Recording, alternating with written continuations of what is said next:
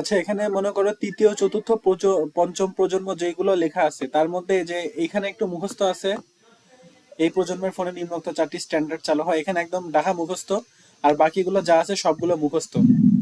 মানে আমি যদি পড়াও তাহলে তোমাকে খালি রিডিং পড়াবো, তাছাড়া আর কিছু না। তো এটা একটু নিজে পড়ে নিও। আমি হচ্ছে আজকে কম্পিউটার নেটওয়ার্কিং এ যাই। এই চ্যাপ্টারটা অর্ধেকের বেশি শেষ হয়ে গেছে। আর বাকি যেগুলো আছে মনে করো যে একটু বোঝানোর মতো আছে। তো আমি একটু আগাইতে থাকি, এই অধ্যায় শেষ করে তারপরে চতুর্থ অধ্যায়ে চলে যাব। আচ্ছা। তো এখন দেখো কম্পিউটার নেটওয়ার্কিং। তো কম্পিউটার নেটওয়ার্কিং হচ্ছে মনে করো এই অধ্যায়ের মেন টপিক আর সব থেকে ইম্পর্টেন্ট টপিক। আগে যেগুলো ছিল সেখানে তো মানে থিওরিটিক্যাল জিনিস আছেই, বাট এখানে অনেক হুম। কিছু আছে যেখান থেকে ডিরেক্ট মনে করো সৃজনশীল প্রশ্ন চলে আসবে। ঠিক আছে? তো নেটওয়ার্কিং জিনিসটা কেন দরকার একটু বলতে পারবা? কানেকশনের জন্য। মানে কানেকশন তো নেটওয়ার্কিং এ করা হয়, দুইজনের মধ্যে কানেকশন করা হয়, বাট কেন দরকার নেটওয়ার্কিংটা? তথ্য আদান প্রদানের ক্ষেত্রে। তথ্য আদান প্রদান, সেটাই, হ্যাঁ, অথবা হচ্ছে কমিউনিকেশন বা যোগাযোগের ক্ষেত্রে। জি। ঠিক আছে? তো জি। কম্পিউটার নেটওয়ার্কিংটার কনসেপ্টটা আসছে মূলত নেটওয়ার্ক, আগে নেটওয়ার্ক আসছে তারপরে কম্পিউটার নেটওয়ার্ক আসছে। আমাদের আচ্ছা। প্রথমে নেটওয়ার্ক দরকার, কম্পিউটার নেটওয়ার্ক দরকার না। কিন্তু যখন হুম। সেই নেটওয়ার্কটা কম্পিউটার রিলেটেড হবে তখন সেটা কম্পিউটার নেটওয়ার্কিং। আচ্ছা। ঠিক আছে? তো এখানে দেখো জি। ঠিক এটাই বলছে যে মানে এখানে রিডিং পড়া, আমি একটু মেন মেন কথাগুলোতে আসি, আর বাকিগুলো একটু কষ্ট করে পড়তে হবে। এখানে বলছে ঠিক একইভাবে দুই বা ততোধিক কম্পিউটারের মধ্যে তথ্য আদান প্রদানের উদ্দেশ্যে সংযোগ ব্যবস্থাকে কম্পিউটার নেটওয়ার্ক বলা হয়। তো আগে আমাদের হচ্ছে নেটওয়ার্কিং আসছে, প্রথমে আমাদের যোগাযোগটা দরকার, কমিউনিকেশন দরকার, সেই কারণে নেটওয়ার্কিং আসছে। তারপরে সেটা যখন আমরা কম্পিউটারের মাধ্যমে করব সেটা হবে কম্পিউটার নেটওয়ার্কিং। জি। কথা পরিষ্কার শোনা যাচ্ছে? হ্যাঁ। আচ্ছা, ঠিক আছে। তো এই নেটওয়ার্কিং এর জন্য আমাদের কিছু মিডিয়া, কিছু নেটওয়ার্ক ডিভাইস দরকার। তো এখানে সেগুলো মানে পরে সেটা আলোচনা করবে বলছে। তো এখানে একটু পড়ি। তো এখানে বলছে যে আমরা দৈনন্দিন কাজকর্মে আমাদের জীবন পরিচালনার জন্য বা একে অপরজনের সাথে নির্ভরশীলতা দিয়ে কিছু হচ্ছে সংখ্যের নেটওয়ার্ক গড়ে গড়ে তুলি। মনে করো যে প্রথমে আমাদের যখন নেটওয়ার্কিং এর সিস্টেম মানে নেটওয়ার্কিং যখন প্রয়োজন, মানে যখন নেটওয়ার্কিং এর কনসেপ্টটা আসছে তখন ব্যাপারটা এরকম যে মনে করো তুমি কলেজে ভর্তি হয়েছো। কলেজে ভর্তি হওয়ার পরে তুমি এখন মনে করো যে তোমার কমার্সের একটা সাবজেক্টের একটা টিচার দরকার। ঠিক আছে? হুম। তো তুমি এখন তোমার আশেপাশের কারোকে তুমি এরকম একটা টিচার পাইলে না যে আমি কেমনে পড়বো।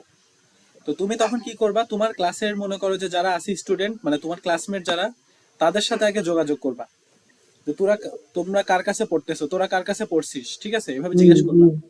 তারা এখন বলবে যে আমরা এই টিচারের কাছে পড়ছি, তুমি সেখান থেকে একটা টিচারের সন্ধান পেলে।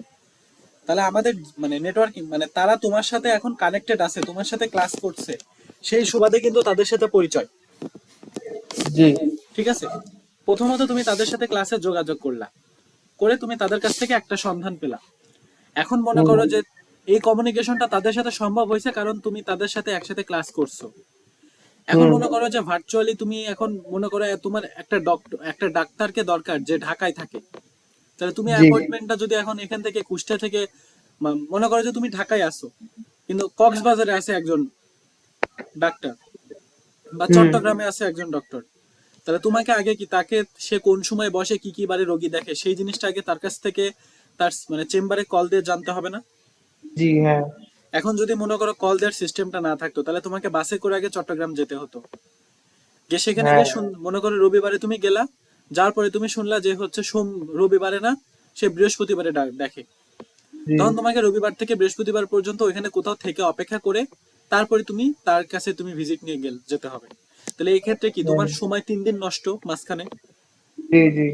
তাহলে কমিউনিকেশন যে প্রথমে আমাদের আগে নেটওয়ার্কিং দরকার। তোমার ক্লাসের যে ক্লাসমেট গুলো আছে তাদের মধ্যে তোমাদের একটা নেটওয়ার্ক আছে।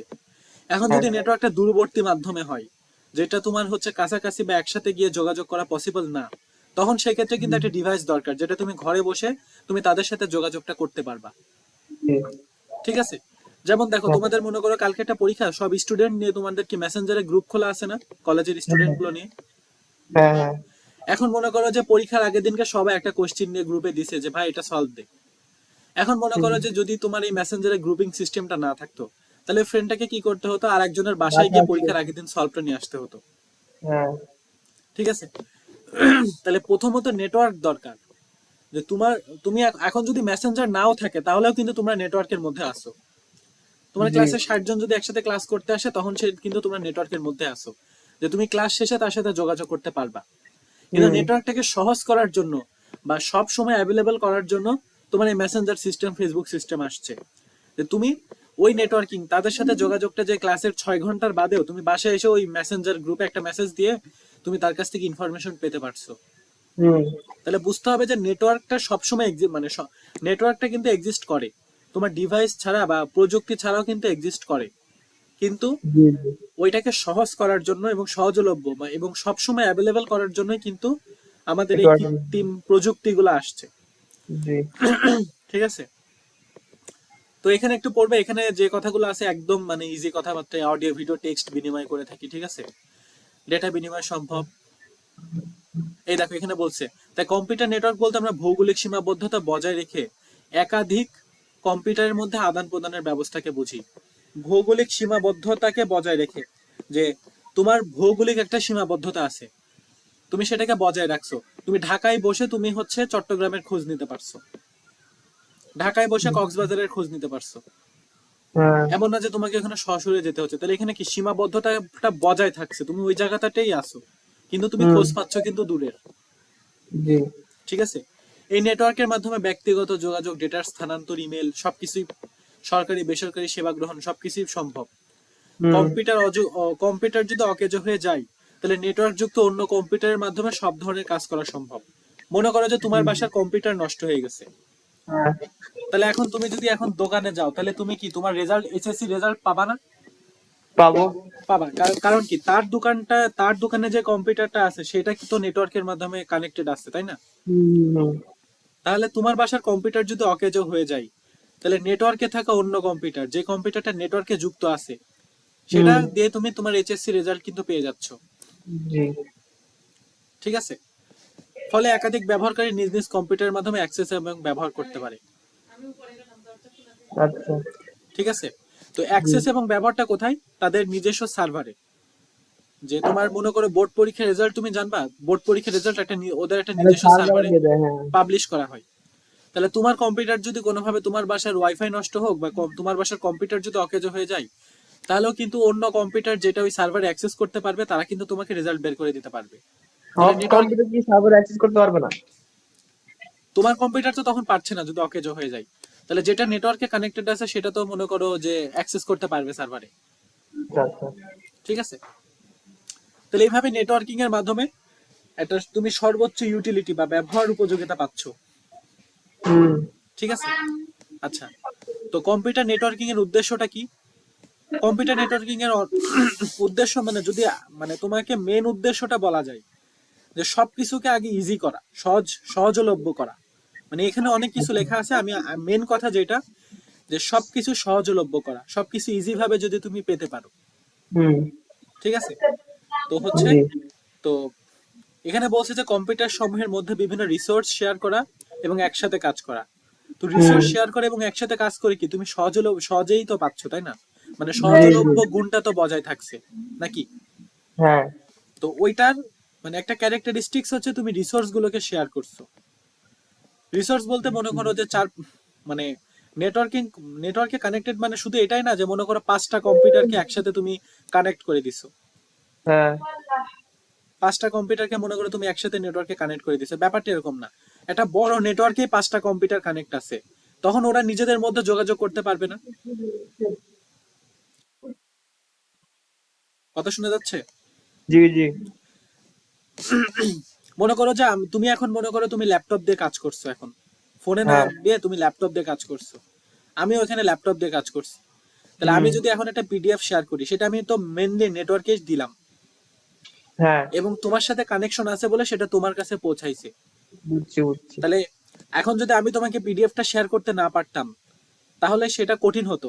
আমি দূরে বসে আগে বাসা থেকে আগে সবকিছু হাতে লিখতাম, করে সেটাকে ফটোকপি করে তোমাকে গিয়ে সেই ডিসেম্বর মাসে তোমাকে দিতাম। হ্যাঁ কিন্তু এখন আমি তোমাকে একটা একটা পিডিএফ ডকুমেন্ট দিতে পারছি, প্রয়োজনে তুমি হুম সেটাকে প্রিন্ট করে নিতে পারছো। জি তাহলে জি রিসোর্স তো আমি শেয়ার করছি, কিন্তু মেন উদ্দেশ্যটা কি? সহজলভ্য করা এবং সহজলভ্য একসাথে হ্যাঁ কাজ করা। ঠিক আছে। জি। যেমন একই সাথে স্ক্রিন শেয়ার দিয়ে দুজনেই আমরা কাজ করতে পারছি এখন। হুম। তো এখন বলছে নেটওয়ার্কের অন্তর্ভুক্ত কোনো কম্পিউটারের জন্য রিসোর্স হচ্ছে অন্য কম্পিউটারের এমন উপাদান বা সুবিধা যা তার কাছে নাই। এ কথাটা একটু বোঝার চেষ্টা করো। নেটওয়ার্কের অন্তর্ভুক্ত কোনো কম্পিউটারের জন্য রিসোর্স হচ্ছে অন্য কম্পিউটারের এমন উপাদান বা বা সুবিধা যা তার কাছে নাই। যেমন আমার আর তোমার ল্যাপটপ, তোমার মনে করো তোমার কাছে এখন একটা ল্যাপটপ বা কম্পিউটার আছে, সেটা এখন নেটওয়ার্কে কানেক্টেড আছে। হুম। তাহলে মানে তুমি এখন কি করতে পারছো, আমার কম্পিউটারের সি ড্রাইভে একটা পিডিএফ আছে, সেটা আমি যদি তোমাকে দিয়ে দেই, সেটা তোমার ল্যাপটপেও চলে যাচ্ছে এখন। হ্যাঁ, যাচ্ছে। তাহলে সেটাই বলছে যে নেটওয়ার্কের অন্তর্ভুক্ত কম্পিউটারের জন্য রিসোর্স হচ্ছে অন্য কম্পিউটারের কোনো উপাদান। এখানে অন্য কম্পিউটার বলতে আমার কম্পিউটার বোঝাচ্ছে। হুম। আমার কম্পিউটারের কোনো উপাদান বা সুবিধা যা তোমার কাছে এখন নাই। আচ্ছা। ঠিক আছে।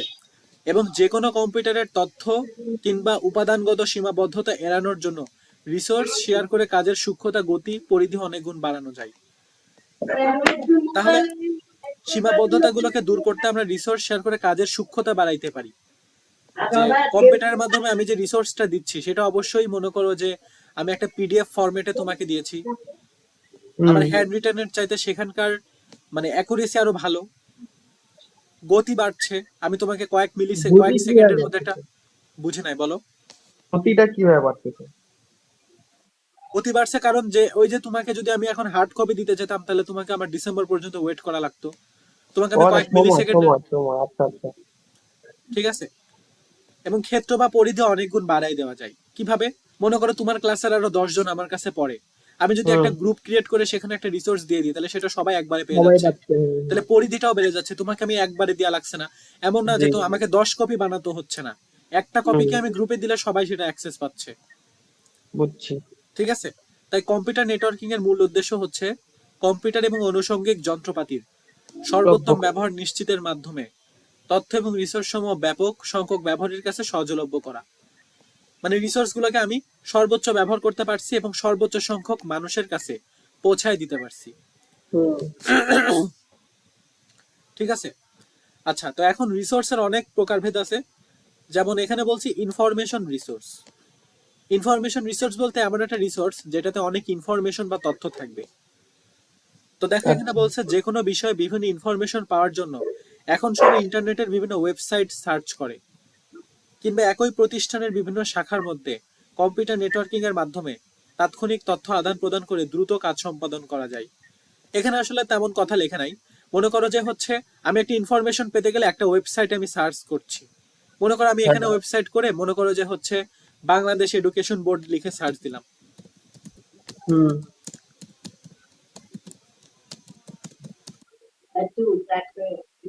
যদি আমি এখন তারপর তো বাংলাদেশ এডুকেশন বোর্ড লিখে সার্চ দিই, তাহলে এখন মনে করো যে কারেন্ট সামনে যে কবে এইচএসসি পরীক্ষা, কবে এসএসসি পরীক্ষা, এখানে যদি হুম। কোনো হচ্ছে আপডেট কিছু থাকে সব ইনফরমেশন আমরা পাচ্ছি এখান থেকে। জি। ঠিক আছে। তো মনে করো যে হচ্ছে কম্পিউটার রিসোর্সের মাধ্যমে আমরা কি করতে পারি, এখান থেকে আমার যে ইনফরমেশন গুলো দরকার সেই ইনফরমেশন গুলো কপি করে একটা ডক্স ফাইলে নিয়ে যদি আমি পিডিএফ বানাই গ্রুপে যদি দেয়, তাহলে সবাইকে কি এখানে অ্যাক্সেস করা লাগছে? না। এখানে অ্যাক্সেস করা লাগছে না। ঠিক আছে। মনে করো এখানে ফিস হুম। সমূহ একটা সেকশন আছে, এখানে তো আবার মনে করো আইডি সব দিয়ে অ্যাক্সেস করতে হবে।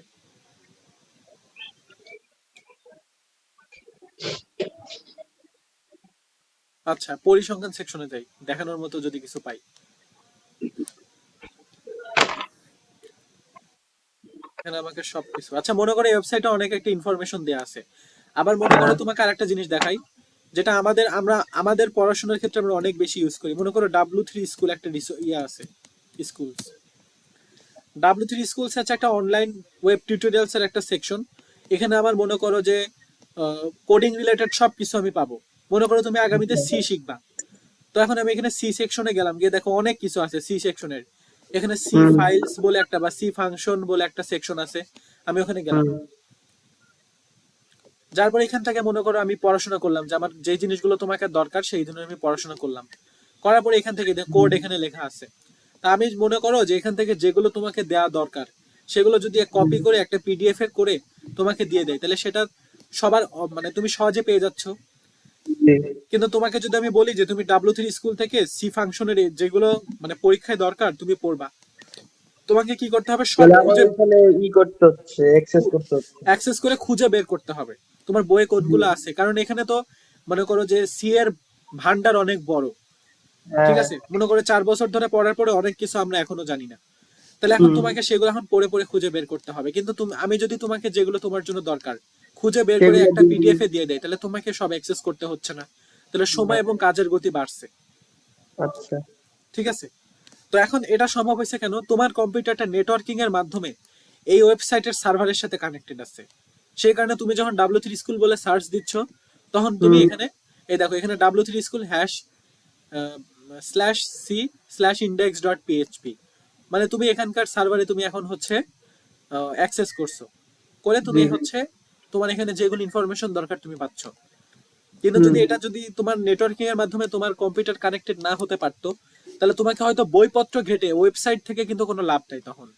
তোমাকে সি এর হ্যাঁ। অনেক বই আছে, ইভেন আমরাও ভার্সিটিতে যখন উঠছি তখন আমরা সি এর সি প্লাস প্লাস এর অনেক বই কিনছি, তাহলে বই পুরোটা পড়া লাগতো, পড়ে কোনগুলো আমার সিলেবাসের দরকার সেগুলো খুঁজে খুঁজে বের করতে হতো। তাহলে সেটা জি। কি এখন অনেক ইজি হয়ে গেছে না কম্পিউটার নেটওয়ার্কিং এর হ্যাঁ। কারণে? ঠিক আছে, আচ্ছা এখন দেখো software resource share. Software resource বলতে মনে করো যে আমি তোমাকে আমার এই যে এখানে একটা ভিএস কোড দেখছো না, ভিএস কোড, এই যে এটা দেখো, এটার মাধ্যমে আমরা কোড লিখি, কোড লিখে রান করাই।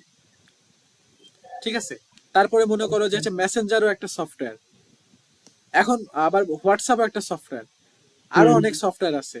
যেমন তোমাকে ওই যে সেই হচ্ছে গেট বানানোর সময় সফটওয়্যার দেখাইছিলাম কিছু, হুম। আর একটা সফটওয়্যার আছে নামটা মনে পড়ছে না। মানে কি কি থাকলে আমি এটাকে সফটওয়্যার বলতে পারবো?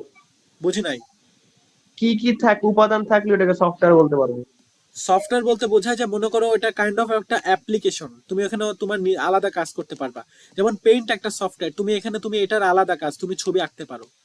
আবার এখানে যে কোড লিখতেছি এটা একটা সফটওয়্যার, কোড লিখে আমি এখানে রান দিতে পারবো, রান করতে পারবো, সফটওয়্যারটাকে চালাতে পারবো। মেসেঞ্জার একটা সফটওয়্যার, এখানে আমি মেসেজ দিতে পারবো। এখন মনে করো যে তুমি হচ্ছে সফটওয়্যারটাকে ডাউনলোড করতে পারছো না কোনো কারণে, তোমার জি। ল্যাপটপে তো একটা সমস্যা করছে যে কারণে সফটওয়্যারটা ডাউনলোড হচ্ছে না। এখন তুমি আমাকে হ্যাঁ। বললা যে আপনি আমাকে আপনার সফটওয়্যারের যখন ডাউনলোড করছেন সেটার একটা জিপ ফাইল থাকে, ডট ইএক্সি ফাইল থাকে, আপনি আমাকে ওই ফাইলটা দেন। যেমন এখানে যদি আমি ডাউনলোড ফোল্ডারে যাই তাহলে দেখাতে পারবো হয়তো।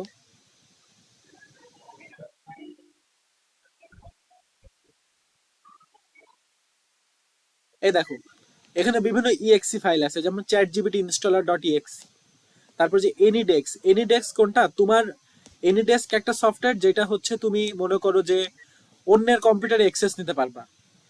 আচ্ছা। ঠিক আছে, এনিডেক্স এর এখানে একটা পিন থাকে, এই পিনটা মনে করো আমি আমার ফ্রেন্ডকে দিলাম, ওই ওই পিনটা ও হচ্ছে নিজের কম্পিউটারে অ্যাক্সেস দিয়ে ও ঘরে বসে আমার কম্পিউটার চালাতে পারবে। তো ও। এখন মনে করো যে ও কোনো কারণে অনলাইনে গিয়ে এডিডেক্স ইনস্টল করতে গেছে, কিন্তু ওর বাসার ওয়াইফাই অবস্থা খুবই খারাপ, নেট অনেক স্লো, যেটা 5 মিনিট লাগবে সেটা 1 ঘন্টা হয়ে গেছে, ডাউনলোড হচ্ছে না। তাহলে ও জি। আমাকে বলবে যে তুই আমাকে এনিডেক্স এর ডট ইএক্সি এর এই ফাইলটা আমাকে দে। এই ফাইলটা যখনই আমি ওকে দেব, ও কি করবে, ইএক্সি ফাইলে অ্যাক্সেস করা মাত্র ওই সফটওয়্যারটা ওর ল্যাপটপে চলে আসবে। তাহলে ওকে কিন্তু ডাউনলোড করতে হচ্ছে না। আবার ওকে একটু বলেন।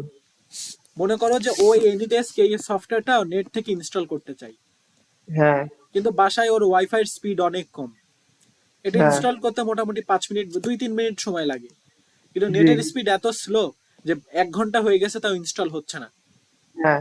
এখন ও আমাকে বলবে যে তুই আমাকে সফটওয়্যারটা আমাকে হোয়াটসঅ্যাপে দে। আমি ওকে যে হোয়াটসঅ্যাপে দিব এটাতেও ক্লিক করা মাত্রই ওকে আর ডাউনলোড করতে হবে না, এই সফটওয়্যারটা ওর কাছে চলে আসবে। এটার কারণে ওয়াইফাই নেটটা লাগতেছে না? ওয়াইফাই নেট লাগছে কিন্তু ওকে ডাউনলোড করতে হচ্ছে না, মানে একদম ওই গুগলে গিয়ে সার্চ করা লাগছে না।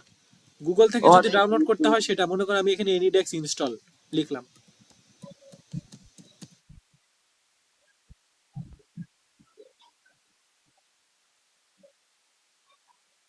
তো এখান থেকে মনে করো যদি ইনস্টল করতে চাই তাহলে ওকে মনে করে প্রথমে এটার মধ্যে অ্যাক্সেস করে তারপরে আমি যে ডাউনলোড নাওতে ক্লিক দেব, আস্তে আস্তে ডাউনলোড হবে।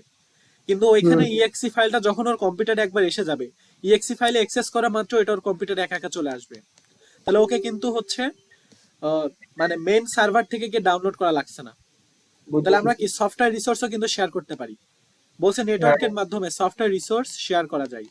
এই ক্ষেত্রে একটি সফটওয়্যার যদি নেটওয়ার্কভুক্ত সকল কম্পিউটার ব্যবহার করতে দেওয়া হয়, তবে একাধিক সফটওয়্যার ক্রয় না করে সফটওয়্যার সবাই ব্যবহার করতে পারে।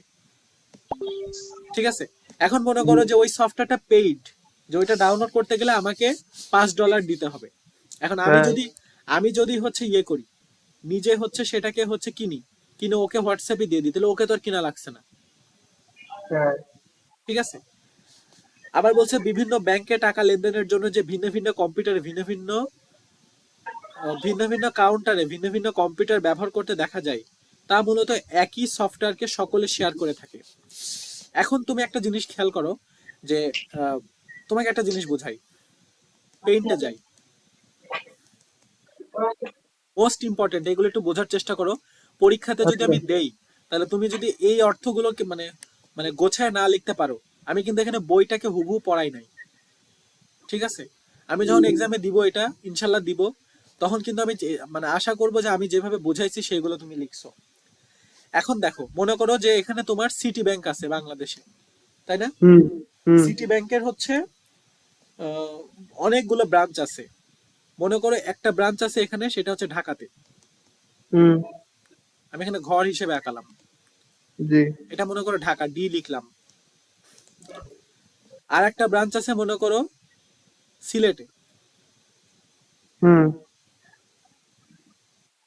আর একটা ব্রাঞ্চ আছে কক্সবাজারে।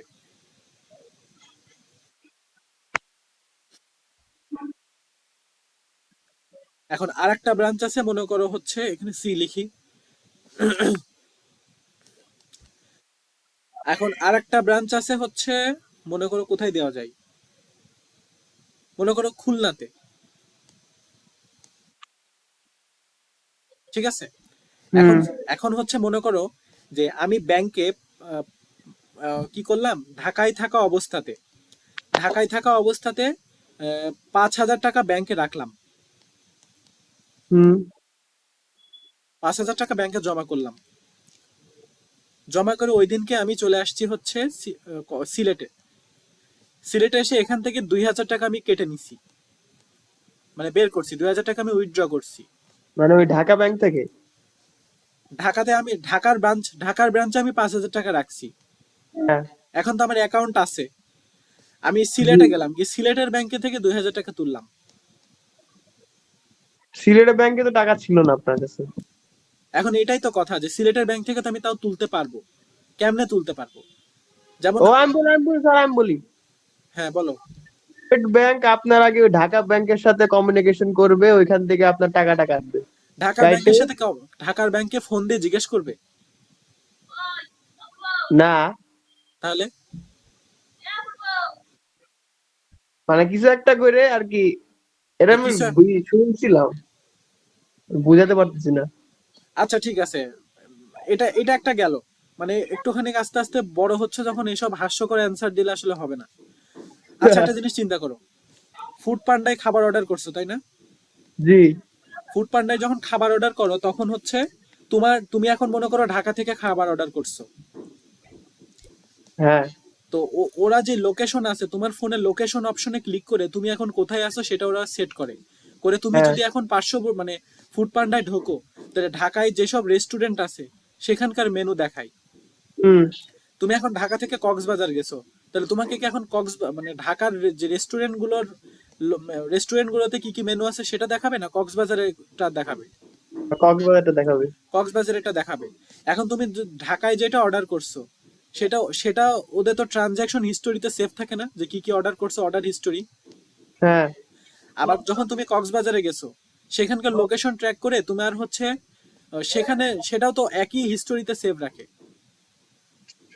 হ্যাঁ একই হিস্টোরিতে সেভ থাকে না, যে তুমি এখন হ্যাঁ ওই হিস্টোরিতে গেলে দেখতে পারবে যে তুমি কক্সবাজারে গিয়ে যেটা অর্ডার করছো সেটাও এক জায়গা আছে, আবার ঢাকারটাও এক জায়গা আছে।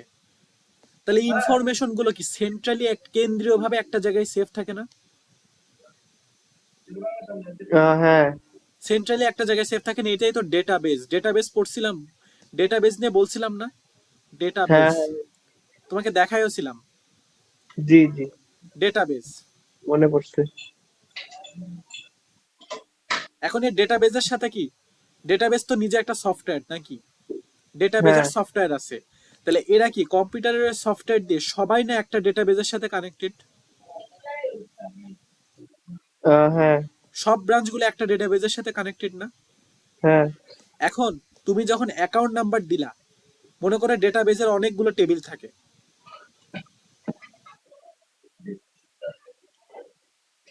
ডেটাবেজে অনেকগুলো টেবিল থাকে, এই টেবিলে এক একটা অ্যাকাউন্ট নাম্বার আছে।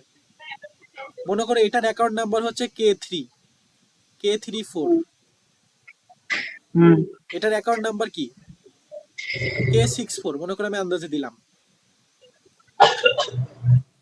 খুব ইম্পর্টেন্ট, মানে এইভাবে তোমাকে কোনো কোনো ইউটিউবে কোনো লেকচার এভাবে বোঝাতে পাবা না। এটা হচ্ছে K14, মনে করো জি এরকম এরকম ডট ডট ডট ডট অনেক অ্যাকাউন্ট নাম্বার আছে। এখন তুমি ঢাকার ব্রাঞ্চে যখন তুমি গেলা, ওরা কি করবে, এখানকার সফটওয়্যারে ওরা অ্যাক্সেস নেবে, ডাটা এখানে ডেটাবেজে ওরা অ্যাক্সেস নেবে, দিয়ে তোমাকে জিজ্ঞেস করবে আপনার অ্যাকাউন্ট নাম্বার কত। তুমি বলবা কি আমার অ্যাকাউন্ট নাম্বার K14, হ্যাঁ তুমি বলবে আমার অ্যাকাউন্ট নাম্বার K14। ওরা কি করবে, আচ্ছা ঠিক আছে আপনি 5,000 টাকা দেন, আপনার অ্যাকাউন্টে 5,000 টাকা জমা রাখি।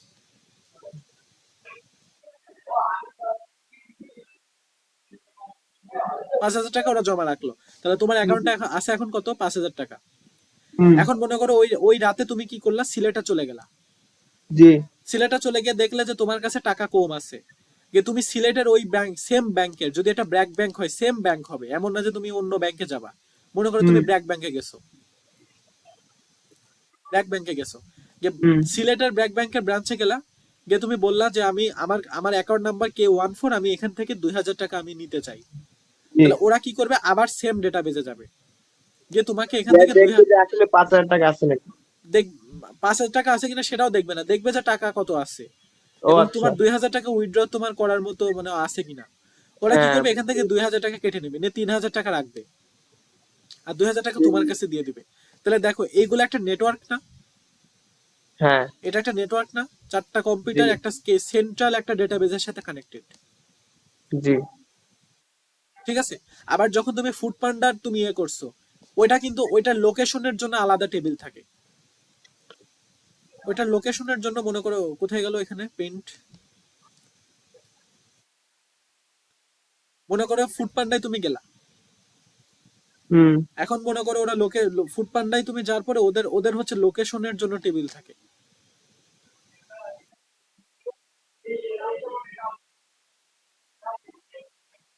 একটু ডেটাবেস পড়াই ফেললাম, মাথায় একটু আইডিয়া হোক, সমস্যা নাই। না আমি ওই যে ব্যাংকের ওইটা কি কে কে জানি বলছিল ক্লাসে, অ্যাকাউন্টিং স্যার, ওই যে মনে করেন অন্য ব্যাংক থেকে যদি টাকা উঠাই আমি। অন্য ব্যাংক না, অন্য ব্রাঞ্চের ব্যাংক, মানে অন্য ব্যাংক। ব্রাঞ্চ এখন মনে করো যে তোমার ওই লোকেশন, তোমার ফোনের যে অপশনটা আছে, এটার কাজই হচ্ছে তোমার গুগল ম্যাপ দেখে তোমাকে লোকেশনের জন্য আলাদা আলাদা মনে করো কোড লেখা আছে। মনে করো ঢাকার কোড হচ্ছে 1203, হুম ঠিক আছে 1203, আর কক্সেস বাজারের কোড হচ্ছে মনে করো 1401। এখন তুমি যখন ঢাকাতে আসো, তাহলে ও কি করবে, ওই ওই মনে করো তুমি এটা হচ্ছে ঢাকার আয়তন, জি এটুকু মনে করো ঢাকা। এখন এই 12 তুমি এখন যেখানে তুমি লোকেশন দেখাবা, সেটার আশেপাশে যতগুলো তোমার ইয়ে আছে, রেস্টুরেন্ট আছে, সেই রেস্টুরেন্টের কিন্তু আবার ফুড পান্ডাতে অ্যাকাউন্ট থাকা লাগবে। হ্যাঁ হ্যাঁ হ্যাঁ হ্যাঁ হ্যাঁ তাহলে একটা সেন্ট্রাল ভাবে তোমার সাথে কানেক্ট হয়ে গেল তারা, ওরা লোকেশন দিয়ে তোমাকে বের করে নিবে আশেপাশের, হ্যাঁ নিয়ে তোমাকে সেই জায়গাটা দেখাবে, সেই জায়গাগুলো দেখাবে, সেই জায়গার খাবারগুলোর মেনু দেখাবে।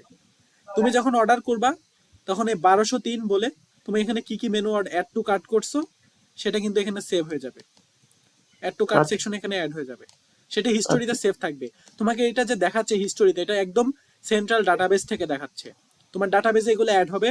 এবং মানে তুমি যদি তোমার ফোন থেকে রিমুভও করো, ওইটা কিন্তু হুম সেন্ট্রাল ডাটাবেসে থাকে, হয়তো তোমার ফোনে থাকছে না, কোনো কারণে হিস্টোরি রিলেট করলেও কিন্তু তোমার ওদের সেন্ট্রাল ডাটাবেস থেকে কিন্তু এটা মুছে যাচ্ছে না।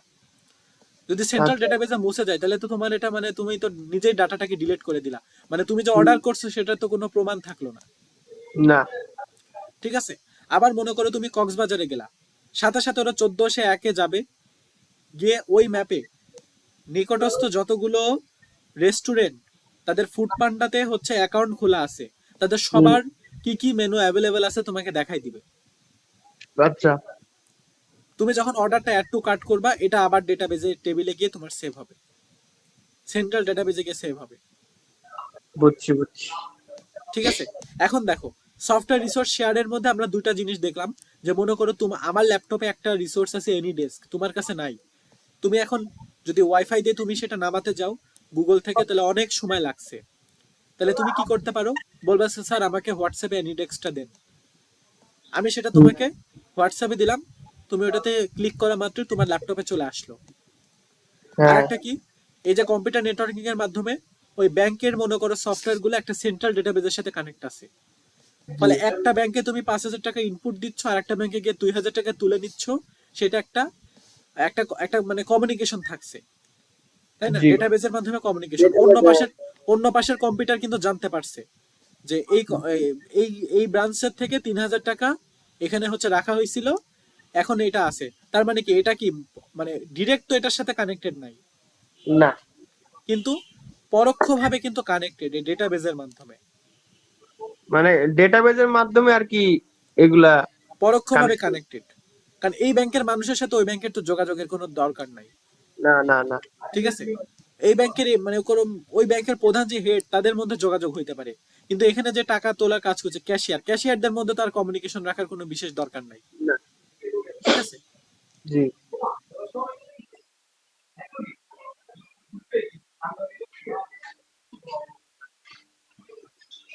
তাহলে একই সফটওয়্যারকে সকলে শেয়ার করছে, একই ডেটাবেস সফটওয়্যারকে সবাই শেয়ার করছে, এতে জি, প্রতিষ্ঠানের আর্থিক দিক থেকে ব্যাপক সাশ্রয় ঘটে। এখন যদি দিনের মধ্যে একটা ল্যান্ডফোন নিয়ে প্রত্যেকে যদি হুম, কমিউনিকেট করতো, যে দেখেন তো আপনার খাতায় দেখেন তো, যে আগে যেরকম খাতার টেবিলে রো কেটে কেটে সেভ করতো, একে অ্যাটেন্ডেন্স নিত কি খাতায়, না এখন তো এক্সেলেই নেওয়া পসিবল। হুম, তো এখন মনে করো ওভাবে যদি ফোন দিয়ে কথা বলে বলে কাজগুলো করতো, তাহলে ওই পাশের একটা মানুষ যদি মিথ্যা কথা বলে দেয়, তাহলে সেটা সত্যতা দেখার কোনো অবস্থা মানে নাই, সত্যতা না, দেখার মতো অবস্থা নাই। মনে করে 5,000 লিখতে গিয়ে এসে 50,000 লিখে ফেলছে, না, কারণ এই পাশের মানুষ যদি এসে 20,000 টাকা চাই, তাহলে ও রাখছে 5,000, ও পাশের মানুষ বলছে 50,000, সে 20,000 টাকা ব্যাংক থেকে তুলে নিয়ে যাচ্ছে। জি, জি, তাহলে এটা এটা তো মানে একটা মনে করো যে ক্ষতির ব্যাপার হয়ে যাচ্ছে। হ্যাঁ, আবার ফোনে কথা বলে যদি আমি জানতে চাই, তাহলে ফোনের খরচও তো লাগবে। হ্যাঁ, তাহলে এই যে কেন্দ্রীয় ভাবে, যে সেন্ট্রাল ডেটাবেস, কেন্দ্রীয় ভাবে কোথায় গেল, এ দেখো কেন্দ্রীয় ভাবে এখানে একটা ডেটাবেস আছে কেন্দ্রে। কেন্দ্রীয়, তো অন্যদিকে কেন্দ্রীয় ভাবে রক্ষিত ডেটা সামঞ্জস্যপূর্ণভাবে ব্যবহার করা যায়, সবাই ব্যবহার করতে পারছে। জি, ঠিক আছে। আচ্ছা, হার্ডওয়্যার রিসোর্স শেয়ার করা। হার্ডওয়্যার রিসোর্স বলতে কোনটা, মনে করো মেশিন পত্র যেগুলো, সেগুলোকে হার্ডওয়্যার বলা হয়। এখন দেখো, মেশিন, মেশিন, বিভিন্ন মেশিন জিনিসপত্র, যেমন মনে করো যে আমাদের বাসায় যে আইপিএস আছে। ফটোকপি মেশিন বলা যাবে? হ্যাঁ, ফটোকপি মেশিন একটা হার্ডওয়্যার। তারপরে মনে করো আইপিএস মেশিন, ওটা একটা হার্ডওয়্যার। তোমার যেই রাউটারের যে মেশিনটা আছে, ওটা একটা হার্ডওয়্যার। আচ্ছা, তাহলে এখন দেখো, একটা একটা মানে ইয়েতে, হার্ডওয়্যারের কাজটা কি হয়? বুঝি নাই। হার্ডওয়্যারের কাজটা কি হয়? হার্ডওয়্যারের কাজ বলতে মানে কেমন কাজ বলতে চাচ্ছ, বুঝি নাই। মানে হার্ডওয়্যার মেশিন গুলা হার্ডওয়্যার মেশিন গুলা কাজটা কি করে? কাজটা কি করে, নিজেদের কাজ নিজে করে। যেমন হচ্ছে আমার প্রিন্টার একটা হার্ডওয়্যার, ওটার কাজ প্রিন্ট করা। আচ্ছা, আচ্ছা, প্রিন্টারকে সফটওয়্যার, তুমি কি এখানে ক্লিক করে প্রিন্টারকে চালাতে পারবা? মনে করো হোয়াটসঅ্যাপ একটা সফটওয়্যার, এটা একটা কম্পিউটার একটা হার্ডওয়্যার, এই হার্ডওয়্যারের মধ্যে এই সফটওয়্যারটা আছে, তুমি ক্লিক করে চালাতে পারছো। জি, ঠিক আছে, কারণ তুমি তো প্রিন্টারকে তো ক্লিক করে তুমি তো আর কাগজ প্রিন্ট হচ্ছে না। না, না, মানে না, যেটা তুমি স্ক্রিনে দেখছো সেটা সফটওয়্যার, আর মেশিন নিজে একটা হার্ডওয়্যার, কম্পিউটার একটা হার্ডওয়্যার, তোমার ফোন একটা হার্ডওয়্যার। ফোনের মধ্যে আচ্ছা, তুমি গেম খেলছো, গেম হচ্ছে সফটওয়্যার। জি, ঠিক আছে। তো এখন দেখো, মাঝে মাঝে এরকম হয় না যে একটা অফিসে 5 জন একটা পাশাপাশি কম্পিউটারে কাজ করছে, করে হ্যাঁ, সবার কম্পিউটারের সাথে একটা প্রিন্টার কানেক্টেড। আর দেখি নেই। আচ্ছা, এটা দেখো নাই? এখন মনে করো যে ফটোকপির দোকানেই তো মনে করো 5-6টা কম্পিউটার থাকতে পারে, আর ওইখানে আছে একটা প্রিন্টার। হ্যাঁ,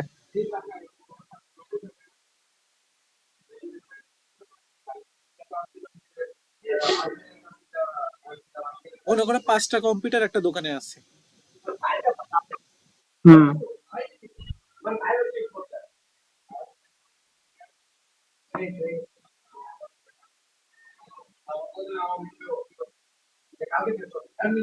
আচ্ছা 4টাই দিলাম, 4টা কম্পিউটার এখানে আছে। এরা হচ্ছে প্রত্যেকে একটা একটা ইয়ের সাথে প্রিন্টার কানেক্টেড, সংযোগ। একটা প্রিন্টারের সাথে সংযোগ আছে। মনে করে এটা একটা প্রিন্টার, হুম। প্রিন্টার আর আঁকালাম না এখানে, আর কেমনে আঁকাবো। মনে করে এটা একটা নিজে একটা প্রিন্টার, আর হুম। মনে করে এই প্রত্যেকটার সাথে প্রিন্টারের একটা পোর্টের কানেকশন আছে। আচ্ছা। এখন দেখো এই কম্পিউটারটা কি করছে, মনে করো তুমি একটা 200 পেজের শিট নিয়ে, মানে সফটওয়্যার শিট তুমি দিছো, দিয়ে বলছো প্রিন্ট হুম। করেন। তো এখন যখন এ হচ্ছে প্রিন্ট করার জন্য মানে ওকে ক্লিক করে দিছে, তখন এই বাকি 4টা কি ইউজ করতে পারবে? আম, এটা একটা, এখানে তো প্রিন্টের কাজ না, চলছে, প্রিন্টার তো একটাই, হ্যাঁ, পারবো না, পারবো না। পারবে না। তাহলে এরা কি একই সাথে শেয়ার করে ইউজ করছে না? যে এ এখন মনে করে ক্লিক করে দিছে, বাকি 4জনকে বলছে তোমরা ওয়েট করো। মনে করে সেকেন্ডে এ ওকে করছে, থার্ডে এ ওকে করছে, মানে রানিং প্রিন্ট রানিং থাকা অবস্থাতে। হ্যাঁ। মনে করে এখানে মনে করে 200 পেজের মধ্যে 130 নাম্বার প্রিন্ট চলছে। হুম। এই 130 নাম্বার অবস্থাতে এ হচ্ছে ওকেতে ক্লিক করছে যে প্রিন্ট, এ হচ্ছে 150 নাম্বারে ক্লিক করছে, এ হুম। হচ্ছে 180 নাম্বার অবস্থাতে ক্লিক করছে। তাহলে যখনই 200 নাম্বার পেজ ক্লিক, মানে 200 নাম্বার পেজটা হচ্ছে প্রিন্ট হয়ে যাবে, তখন হুম। সাথে সাথে এই 130 নাম্বার অবস্থাতে যে ক্লিক করছিল তার প্রিন্টের কাজটা শুরু হয়ে যাবে নিজে থেকেই। তখন বাকি 3জনের ও। আর প্রিন্ট হবে না। তাহলে একটা হার্ড, তাহলে এরা কি একটা নেটওয়ার্কিং এর মাধ্যমে কানেক্ট হয়ে গেল না একটা প্রিন্টারের সাথে। হ্যাঁ। এবং যখন একজন একটা রিসোর্স ব্যবহার করছে, বাকি 3জনকে কিন্তু ওয়েট করা লাগছে। জি, জি, জি। ঠিক আছে, তাহলে তুমি হুম। দেখো একটা কম্পিউটারকে নেটওয়ার্কিং এর মাধ্যমে সংযুক্ত করে আমরা কি কি সুবিধা পাচ্ছি। প্রথমত ইনফরমেশন রিসোর্স শেয়ার করা, যে হ্যাঁ। আমি তোমাকে একটা রিসোর্স দিয়ে শেয়ার করে দিলাম, তুমি সেটা ব্যবহার করতে পারছো। হুম। সফটওয়্যার রিসোর্স শেয়ার করা, ওই যে ব্যাংকের ঘটনা। হ্যাঁ। তারপরে হচ্ছে আহ, আমি তোমাকে একটা প্রিন্টার। সফটওয়্যার জিপ করে আকারে দিয়ে দিলাম হোয়াটসঅ্যাপে, তুমি সেটা ব্যবহার করতে পারবা। জি। আবার হচ্ছে হার্ডওয়্যার রিসোর্স শেয়ার করা, হুম। যে তুমি হচ্ছে এই যে নেটওয়ার্কিং একটা প্রিন্টারকে একসাথে ব্যবহার করতে পারছো, হুম। মানে 4-5টা কম্পিউটার একসাথে ব্যবহার করতে পারছে। জি। ঠিক আছে, হুম।